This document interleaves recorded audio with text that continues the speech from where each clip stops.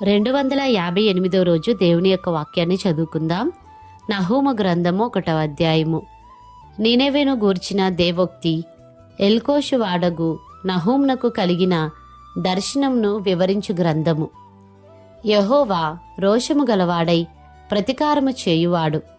యెహోవా ప్రతికారము చేయును, ఆయన మహోగ్రత గలవాడు. యెహోవా తన శత్రువులకు ప్రతికారము చేయును, తనకు విరోధులైన వారి మీద కోపముంచుకొనును. యెహోవా దీర్ఘశాంతుడు, మహాబలము గలవాడు. ఆయన దోషులను నిర్దోషులుగా ఎంచడు. యెహోవా తుఫానులోను సుడిగాలులోనూ వచ్చువాడు. మేఘములు ఆయనకు పాదధూళిగానున్నవి. ఆయన సముద్రమును గద్దించి ఆరిపోజేయును, నదులన్నిటినీ ఆయన ఎండిపోజేయును. బాషానును కర్మెలును వాడిపోవును, లెబానోను పుష్పము వాడిపోవును. ఆయనకు భయపడి పర్వతములు కంపించును, కొండలు కరిగిపోవును. ఆయన ఎదుట భూమి కంపించును, లోకమును అందలి నివాసులందరూ వణుకుదురు. ఆయన ఉగ్రతను సహింపగలవాడెవడు? ఆయన కోపాగ్ని ఎదుట నిలువగలవాడెవడు? ఆయన కోపము అగ్నివలే పారును. ఆయన కొండలను కొట్టగా అవి బద్దలగును. యెహోవా ఉత్తముడు, శ్రమదినమందు ఆయన ఆశ్రయదుర్గము. తన యందు నమ్మికయించు వారిని ఆయన ఎరుగును. ప్రళయ జలము వలె ఆయన ఆ పురస్థానమును నిర్మూలము చేయును. తన శత్రువులు అంధకారంలో దిగువరకు ఆయన వారిని తరుమును. యెహోవాను గూర్చి మీ దురాలోచన ఏమి? బాధ రెండవ మారు రాకుండా ఆయన బొత్తిగా దానిని నివారణ చేయును. ముండ్లకంపవలే శత్రువులు కూడినను, వారు ద్రాక్షారసము త్రాగి మత్తులైనను ఎండిపోయిన చెత్తవలే కాలిపోవుదురు. నీనేవే యెహోవా మీద దురాలోచన చేసి వ్యర్థమైన వాటిని బోధించిన వాడొకడు నీలో నుండి బయలుదేరి ఉన్నాడు. యెహోవా సెలవిచ్చినదేమనగా, వారు విస్తార జనమై పూర్ణబలము కలిగియున్నను కోతయందైనట్లు వారు కోయబడి నిర్మూలమగుదురు. నేను నిన్ను బాధపరిచితినే, నేను నిన్నిక బాధపెట్టను. వారి కాడిమ్రాను నీ మీద ఇక మోపకుండా నేను దాని విరుగ్గొట్టుదును. వారి కట్లను నేను తెంపుదును. నినెవే, యెహోవా నిన్ను బట్టి ఆజ్ఞ ఇచ్చినదేమనగా, నీ పేరు పెట్టుకొనువారు ఇకనూ పుట్టకయుందురు. నీ దేవతాలయంలో చెక్కబడిన విగ్రహమే గాని పోతపోసిన ప్రతిమయే గాని ఒకటియూ లేకుండా అన్నిటినీ నాశనము చేతును. నీవు పనికిమాలిన వాడవు గనుక నేను నీకు సమాధి సిద్ధపరచుచున్నాను. సువార్త ప్రకటించుచు సమాధాన వర్తమానము తెలియజేయు వాని పాదములు పర్వతముల మీద కనబడుచున్నవి. యూదా, నీ పండుగలను ఆచరింపుము, నీ మ్రొక్కుబళ్లను చెల్లింపుము. వ్యర్థుడు నీ మధ్య నిక సంచరించడు, వాడు బొత్తిగా నాశనమాయెను. నహూము గ్రంథము 2వ అధ్యాయము. లయకర్త నీ మీదికి వచ్చుచున్నాడు, నీ దుర్గమునకు కావలి కాయుము. మార్గములో కావలియుండుము, నడుము బిగించుకొని బహుబలముగా ఎదిరించుము. దోచుకొను వారు వారిని దోపుడు సొమ్ముగా పట్టుకొనినను, వారి ద్రాక్షవల్లులను నరికివేసినను అతిశయాస్పదముగా ఇశ్రాయేలీలకు వలె యెహోవా యాకోబు సంతతికి మరలా అతిశయాస్పదముగా అనుగ్రహించును. ఆయన బలాఢ్యుల డాళ్ళు ఎరుపాయెను, పరాక్రమశాలురు రక్తవర్ణపు వస్త్రములు ధరించుకొని ఉన్నారు. ఆయన సైన్యము వ్యూహపరిచిన దినమున రథభూషణములు అగ్నివలే మెరేచున్నవి. సరళదారుమయమైన ఈటెలు ఆడుచున్నవి. వీధులలో రథములు మిక్కిలి తొందరగా పోవుచున్నవి. రాజమార్గములలో రథములు ఒకదాని మీదనొకటి పడుచు పరుగెత్తుచున్నవి. అవి దివిటీల వలె కనబడుచున్నవి, మెరుపుల వలె అవి పరిగెత్తుచున్నవి. రాజు తన పరాక్రమశాలురను జ్ఞాపకము చేసుకొనగా వారు నడుచుచూ పడిపోవుదురు. ప్రాకారమునకు పరుగెత్తి వచ్చి మ్రాను సిద్ధపరచుదురు. నదుల దగ్గరనున్న గుమ్మములు తెరవబడుచున్నవి. నగరు పడిపోవుచున్నది, నిర్ణయమాయెను, అది దిగంబరమై కొనిపోబడుచున్నది. గువ్వలు మూల్గునట్లు దాని దాసీలు రొమ్ము కొట్టుకొనుచు మూల్గుచున్నారు. కట్టబడినప్పటి నుండి నీనెవే పట్టణము నీటి కొలను వలె ఉండెను. దాని జనులు పారిపోవుచున్నారు. నిలువుడి నిలువుడి అని పిలిచినను తిరిగి చూచువాడొకడునూ లేడు. వెండి కొల్లపెట్టుడి, బంగారము కొల్లపెట్టుడి, అది సకల విధములైన విచిత్రములగు ఉపకరణములతో నిండియున్నది. అవి లెక్కలేకయున్నవి. అది వట్టిదిగాను శూన్యముగాను పాడుగాను అగుచున్నది. జనుల హృదయము కరిగిపోవుచున్నది. మోకాళ్ళు వణుకుచున్నవి. అందరి నడుములు బహుగా నొచ్చుచున్నవి.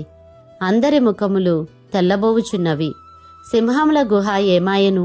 సింహపు పిల్లల మేతస్థలం ఏమాయెను? ఎవరునూ బెదిరింపకుండా సింహమును ఆడు సింహమును సింహపు పిల్లలును తిరుగులాడు స్థలమేమాయెను? తన పిల్లలకు కావలసినంత చీల్చివేయుచు ఆడు సింహములకును కావలసినంత గొంతుక నొక్కిపట్టుచు తన గుహలను ఎరతోనూ తన నివాసములను వేటాడి పట్టిన ఎరతోనూ నింపిన సింహమేమాయెను? నేను నీకు విరోధినయ్యున్నాను. వాటి పొగ పైకెక్కునట్లుగా నీ రథములను కాల్చివేసెదను. కత్తి నీ కొదమ సింహములను మృంగివేయును. నీకిక దొరకకుండా భూమిలో నుండి నీవు పట్టుకొనిన ఎరను నేను తీసివేతును. నీ దూతల శబ్దము ఇక వినబడదు. ఇదే సైన్యములకు అధిపతియగు యెహోవా వాక్కు. నహూము గ్రంథము 3వ అధ్యాయము. నరహత్య చేసిన పట్టణమా, నీకు శ్రమ. అది ఎడతెగక ఎరపట్టుకొనుచు మోసముతోనూ బలాత్కారముతోనూ నిండియున్నది. సారథి యొక్క చబుకు ధ్వనియు, చక్రముల ధ్వనియు, గుర్రముల త్రొక్కుడు ధ్వనియు, వడిగా పరుగెత్తు రథముల ధ్వనియు వినబడుచున్నవి.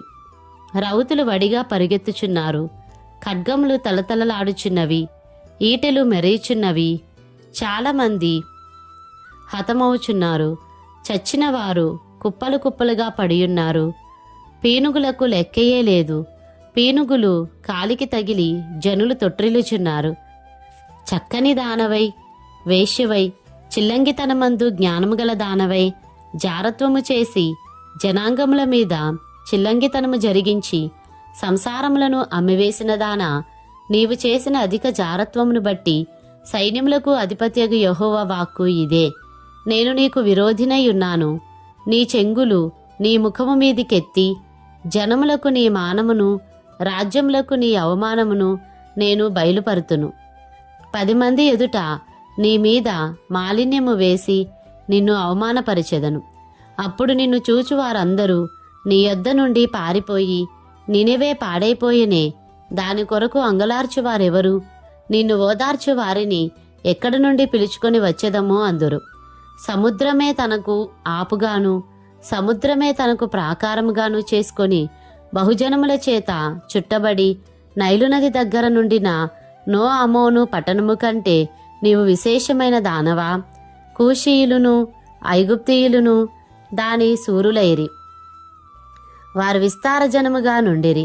పూతువారును లూబీయులును నీకు సహాయులై ఉండిరి. అయినను అది చెరపట్టబడి కొనుపోబడెను. రాజమార్గముల మొగలయందు శత్రువులు దానిలోని చిన్నపిల్లలను బండలకు వేసి కొట్టి చంపిరి. దాని గనుల మీద చీట్లు వేసి దాని ప్రధానులనందరినీ సంకెళ్లతో బంధించిరి. నీవును మత్తురాలవై దాగుకొందువు. శత్రువు వచ్చుట చూచి ఆశ్రయదుర్గము వెదుకుదువు.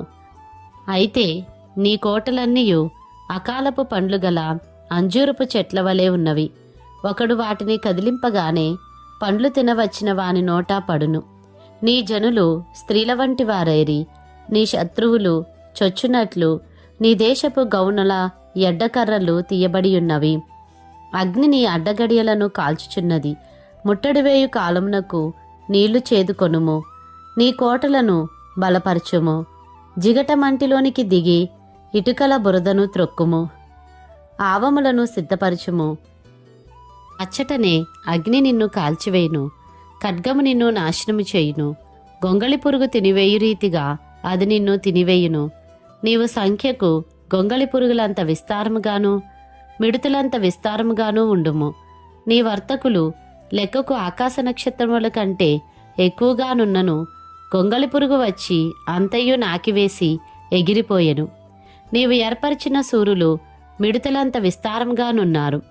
నీ సైనికులు చలికాలమందు కంచెలలో దిగిన గొంగళి పురుగుల వలెనున్నారు. ఎండకాయగా అవి ఎగిరిపోవును. అవి ఎక్కడ వాలినది ఎవరికినీ తెలియదు. అశ్షూరు రాజా, నీ కాపరులు నిద్రపోయిరి, నీ ప్రధానులు పండుకొనిరి, నీ జనులు పర్వతముల మీద చెదిరిపోయిరి. వారిని సమకూర్చువాడొకడునూ లేడు. నీకు తగిలిన దెబ్బ బహు చెడ్డది. నీ గాయమునకు చికిత్స ఎవడునూ చేయజాలడు. జనులందరూ ఎడతెగక నీ చేత హింసనొందిరి. నిన్ను గూర్చిన వార్త వినువారందరూ నీ విషయమై చప్పట్లు కొట్టుదురు.